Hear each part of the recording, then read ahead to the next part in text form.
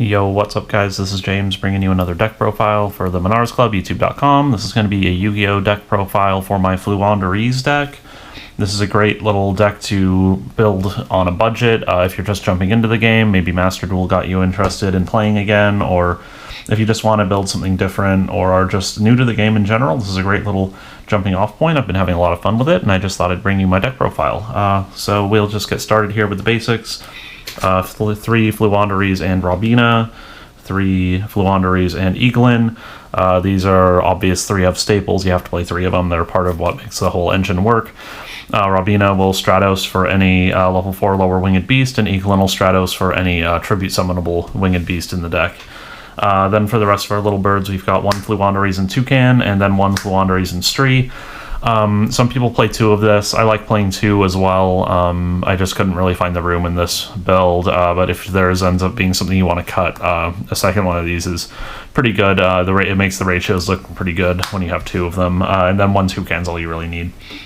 For the rest of the monsters, we have our tribute summonables. We have 1 M-Pen. I think you only really need 1 M-Pen. Some people play 2. I just don't really see the need for it.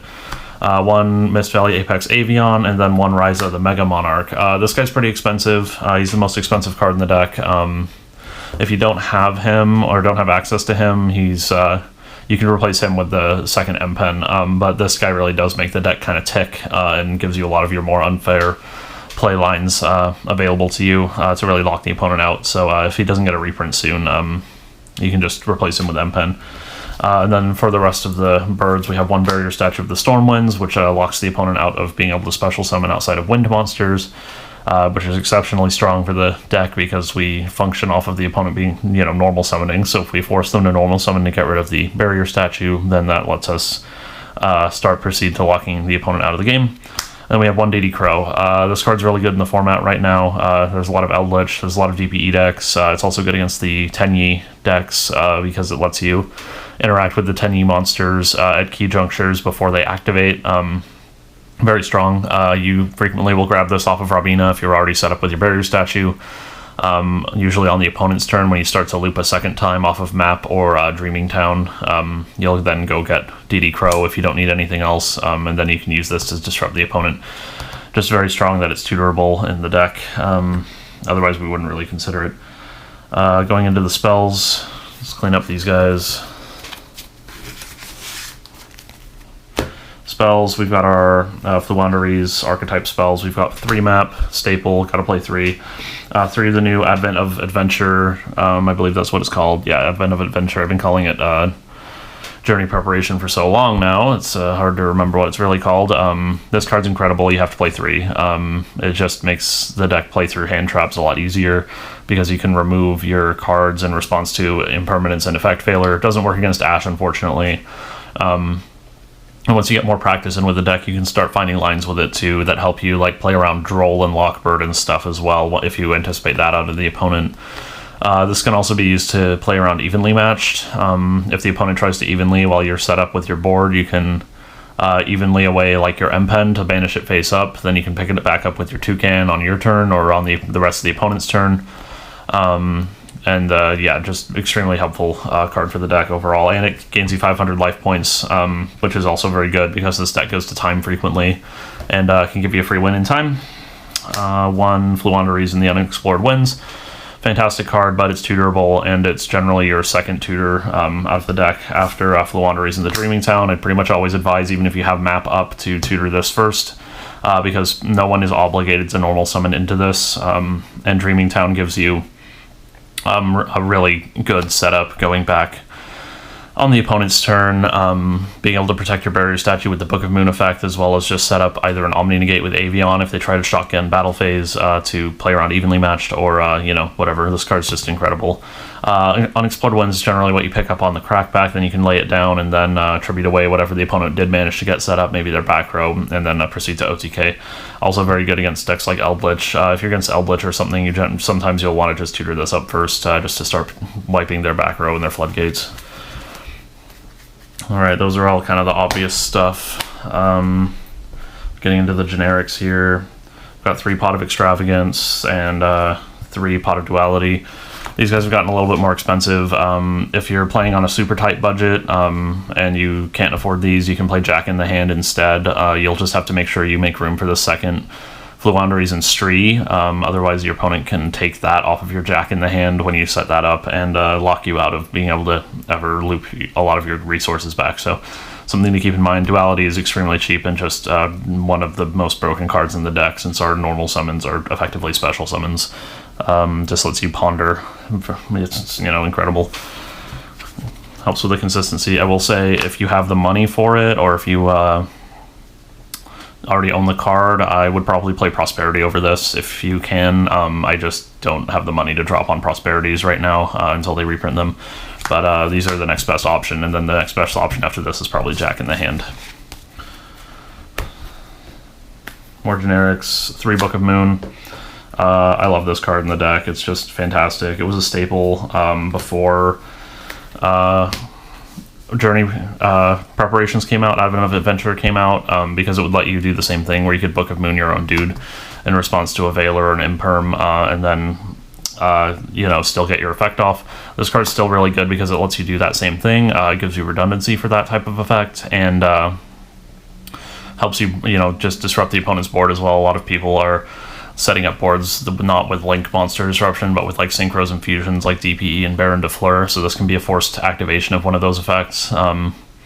It also can help you play around Skill Train by letting you Book of Moon in response to their Skill Train activation if they're responding to your monster effect, and then you can still get your monster effect off. So really good. If you're looking to make room for that second Stree or something, you could maybe cut one of these, but I'm an incredible fan of Book of Moon in this deck. It's just so good. 3-Dimension Shifter. It's free, and it helps us play around Veiler and Droll, because those cards have to be sent to the graveyard. Any hand trap that has to be sent to the graveyard doesn't work under this. It's just good against so much of the format. 3 Dark Ruler No More. I was playing hand traps like Ash Blossom before, but they felt kind of mopey. It doesn't feel like enough disruption for how our deck functions, so the Dark Ruler No More just felt a lot better. You can also play Evenly Matched in this space if you see a lot of back row decks in your meta, but I like this against Sword Soul especially, because it gets rid of 2 of their interactions if they set up the 8-10 board. And then you just have to deal with Blackout, which generally isn't the hardest for your deck to deal with, since your deck loops so easily. Last bit of cards on the main deck. I'm playing an even 40 because the deck's a little bit bricky, so you want to make sure you're as streamlined as possible. I've got 1 Feather Duster, a Gold Sark, a Terraforming, and a Called By. These are all limited to 1, so you can only play 1. Terraforming is pretty obvious. Gold Sark is kind of a soft tutor for the deck, because you can set up any of the small birds with it to chain block, or you can use it to grab a Floowandereeze spell trap and then pick up off of Toucan if you opened with Rabina. Pretty tricky card. It's not my favorite. It's really good sometimes and just really mopey some other times. So if you're looking for room for like that second Stree, this is also another spot you could cut. Feather Duster is just, you need a little bit of extra back row interaction, especially with like IO gone. You want to be able to interact with Mystic Mine and stuff in the main deck. I will say you can interact with IO though. You want to remember with this, since it lets you tribute the opponent's cards. It's not a monster effect, so you can. If they get Mystic Mine set up on you, you can use this to cycle through your deck until you find a tribute, and then you can just tribute over it. Extra deck's really inconsequential for us, because you can't special summon if you activate any of the effects in the deck, but there are some important cards. You can activate Zeus in the deck, but he's not mandatory. He's just nice. He comes up, maybe once every 20 games or so, but it can be really nice to set up Zeus, because you can use your map. I'll just give you an example of how you can set it up. If you have a couple of birds already, it doesn't really matter which ones, as long as they're 2 of the low level ones. If you have access to them and you have map or Dreaming Town, you can activate map, normal summon 1, not use the effect of either of the things you banished or this, and then use your regular normal on Rabina. Then you can overlay for the next card, which is Assembled Nightingale, attack direct, and then go for Downward Magician and then Zeus. And it gives you a format Zeus, so that can help you play through some forms of disruption that the opponent might have up. So that can be useful, like any random stuff that you can't currently deal with, this can often get you through. So I would recommend picking it up at some point. It's just extremely good to have access to, but if you don't want to drop the 15 bucks or whatever on the Zeus right up front, it won't really hurt you too much. Then after that, we've got the one Recital Starling. This guy is kind of, it doesn't really matter. You can just play whatever you want. This should probably maybe be a Shurag the Ominous Omen. I just don't have a copy.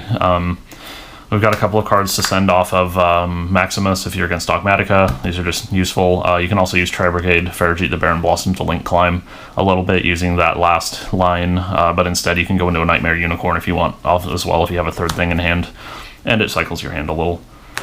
And then the rest of the extra deck is really just fluff. I've got an Underworld Goddess of the Closed World for really tight corner case scenarios like Crooked Cook and stuff. Portal Sword Dragon, which should really be Access Code Talker, but my friend's got that in his extra deck right now, so I don't have it for the video. But you know, you can set up Portal Sword pretty easily in the deck. All of the Link monsters you can set up. The Link 2s or less you can set up off of that map line. So you can use like Nightmare Phoenix to get rid of some annoying back row cards, or Cerberus for an annoying monster. And then everything else, you can just, if you set up the board and normal summon a bunch of stuff on the opponent's turn, you can then just use that as link and not tribute them. You can then use that as link fodder on your turn. So if they try to Crooked Cook cheese you out of the game, you can just normal summon 4 birds and then Underworld Goddess back on your turn to get rid of it.